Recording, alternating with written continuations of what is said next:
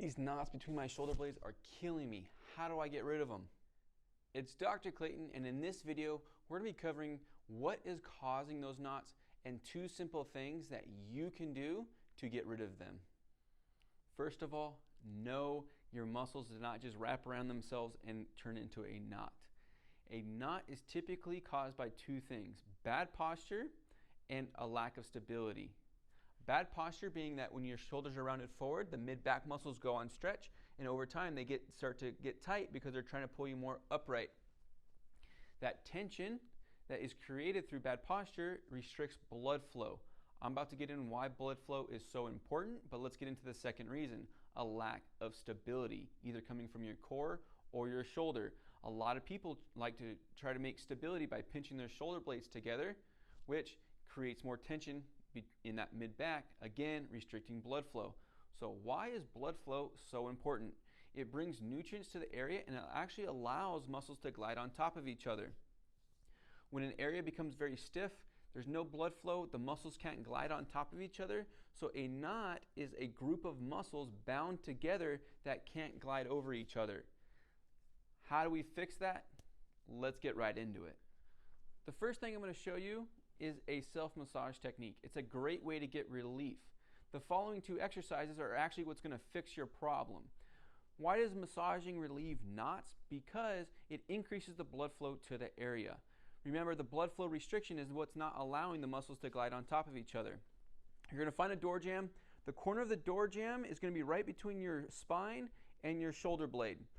You're going to lean back into it. The more you lean back into it, the more intense it's going to be. So find your tolerance, apply pressure to the knot, find it between the spine and the shoulder blade. Once you've found that knot, apply pressure for 10-15 seconds. Then you're going to take your arm and reach across your body and kind of rock back and forth side to side over that knot. You're going to feel the knot become more prominent as you reach across your body, because now the muscles have to glide over each other while you go to reach.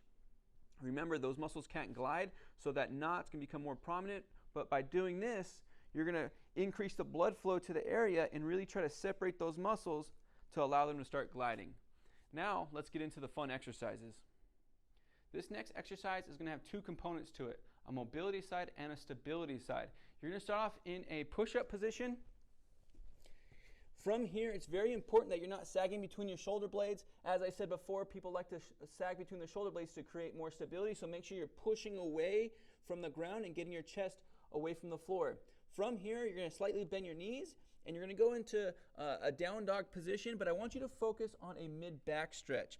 You should really feel everything in your mid-back and not in your hamstrings. If your legs are straight, you're going to feel a big hamstring stretch, maybe even a calf stretch. So knees are bent, pushing away, letting that chest come out. And make sure you're not looking up and putting a lot of tension on your neck. Keep your chin down, and as you rock forward, make sure you keep your chest away from the ground and you don't start sagging between your shoulder blades. You're going to hold here, and you're going to go back and forth 6 to 8 times.